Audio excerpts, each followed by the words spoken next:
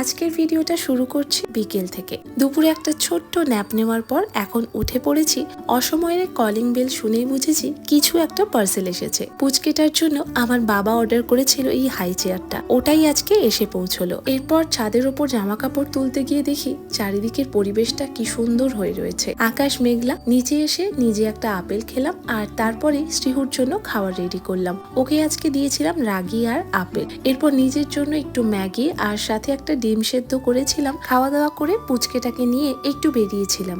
এই সময়টা বেরোলে আমরা একদম সন্ধে নাগাদই ফিরি। তবে আজকে বাড়ি ফিরে এইরকম একটা যে সারপ্রাইজ আমার জন্য ওয়েট করছে ভাবতেই পারিনি। দরজার সামনেই দেখি ওয়াও চায়নার এই পার্সেলটা রয়েছে, আর সাথে রুমে ঢুকে দেখি এরকম সুন্দর একটা ফুলের বুকে, সাথে চকলেট আর একটা সুন্দর মেসেজ আমার জন্য রয়েছে। না এত কিছু কিন্তু একদমই এমনি এমনি নয়। ওই যে দুপুরে একটু রাগ করেছিলাম, ওই রাগ ভাঙানোর জন্যই এত কিছু।